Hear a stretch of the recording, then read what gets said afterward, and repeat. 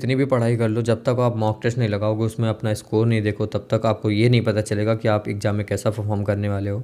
Exam आपका online होगा, परीक्षा पे भी ऑनलाइन जो मॉक टेस्ट लॉन्च है, यहाँ पे देखो 15 मॉक टेस्ट हैं, हिंदी और इंग्लिश दोनों लैंग्वेज में है, डीबी के लिए और जीडी के लिए।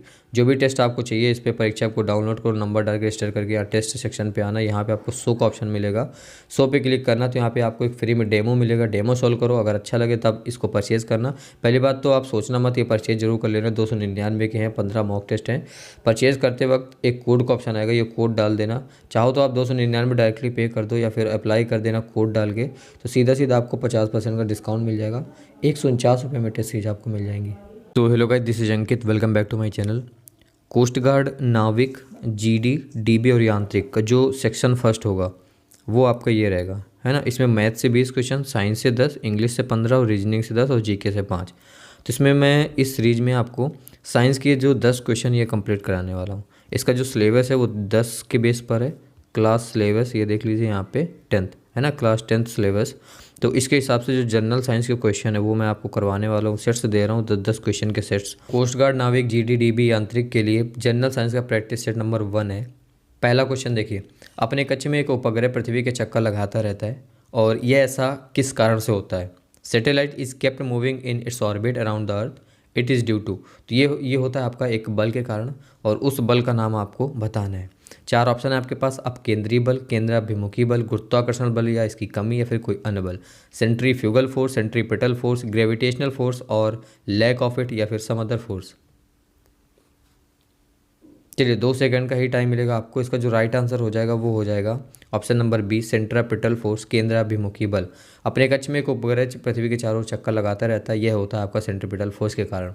नेक्स्ट क्वेश्चन है क्वेश्चन नंबर 2, निम्नलिखित में से सबसे मीठी शर्करा कौन सी है। Which of the following are the sweetest sugars.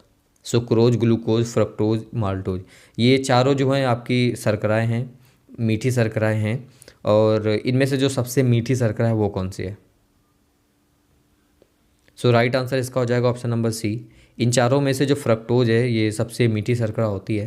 Next question, question number 3, penicillin किससे प्राप्त किया जाता है। पेनिसिलिन इज ऑब्टेन्ड फ्रॉम खमीर, शैवाल, फफूंदी, लाइकेन, यीस्ट, एल्गी, फंगस या फिर लाइकेन। सो इसका जो राइट आंसर हो जाएगा वो हो जाएगा फफूंदी।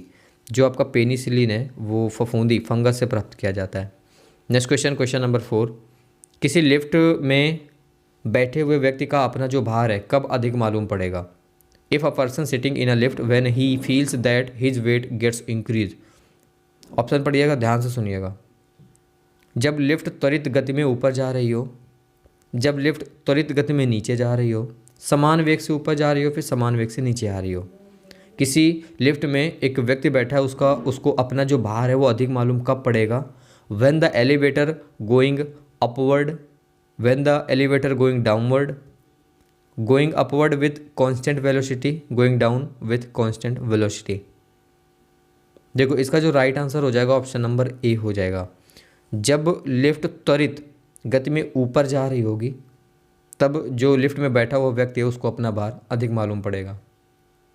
क्वेश्चन नंबर 5, निम्नलिखित में से कौन सा युग्म सही सुमेलित नहीं है। Which of one of the following pair is not correctly matched. Ascorbic अम्ल जो है वो नींबू में पाया जाता है, सही है। माल्टोज जो है वो माल्ट में होता है, सही है। एसिटिक अम्ल जो है वो दही में नहीं होता है ना। फार्मिक अम्ल जो होता है वो लाल चींटी में होता है, ये भी सही है। सो जो एसिटिक अम्ल होता है, एसिटिक एसिड, वो आपका दही में नहीं पाया जाता है। ऑप्शन नंबर सी जो इसका राइट आंसर हो जाएगा। क्वेश्चन नंबर 6 है, हवाओं की ऊर्जा होती है the energy of wind is. अब देखिए बहुत इजी क्वेश्चन है। हवाओं की जो ऊर्जा होगी वो कैसी होगी, गतिज ऊर्जा होगी, केवल गतिज ऊर्जा होगी, है ना। चलिए आगे देखिए क्वेश्चन नंबर 7, जो फेदोमीटर है उसका उपयोग क्या मापने के लिए किया जाता है। Fathometer is used to measure earthquake, rain, depth of sea, sound intensity. सुना होगा काफ़ी बार कि समुद्र की गहराई, डेप्थ ऑफ सी मापने के लिए फेदोमीटर का यूज़ किया जाता है। आगे देखिए क्वेश्चन नंबर 8, लोलक की कला विधि, the time period of a pendulum.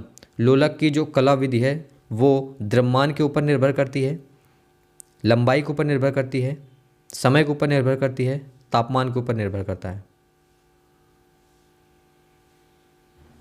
सो इसका जो राइट आंसर हो जाएगा वो हो जाएगा लंबाई के ऊपर निर्भर करती है, ऑप्शन नंबर बी। अब ये कैसे पता चला? लोलक की जो कला विधि होती है उसका फॉर्मूला क्या होता है? देखिए, लोलक की जो कला अवधि है, टाइम पीरियड है एक पेंडुलम की, वो दो चीज़ों पर निर्भर करता है और दोनों क्वेश्चन पूछे जाते हैं। इसका फॉर्मूला होता है टी बराबर 2π√L/G। तो लोलक की जो कला अवधि होती है, टाइम पीरियड, वो टी होता है और ये किन दो चीज़ों पर निर्भर कर रही है?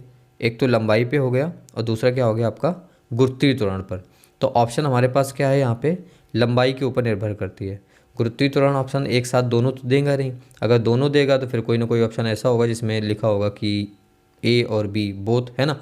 तो कुछ भी पूछा जा सकता है, लंबाई के ऊपर निर्भर करती है या फिर गुरुत्वीय त्वरण के ऊपर निर्भर करती है, दोनों तरीके से क्वेश्चन आता है। तो लोलक की जो कला अवधि होती है वो आपकी लंबाई और गुरुत्वीय त्वरण पर निर्भर करती है। नेक्स्ट क्वेश्चन देखो, क्वेश्चन नंबर 9। रक्त के थक्के जमने का कारण क्या होता है? It cause clotting of blood. जो रक्त का थक्का जम जाता है, जैसे आपको चोट लगी, खून निकलता है, इसके बाद कुछ टाइम बाद थक्का जम जाता है, तो उसका जो रीजन होता है वो क्या होता है? तो वो होता है थ्रोम्बिन।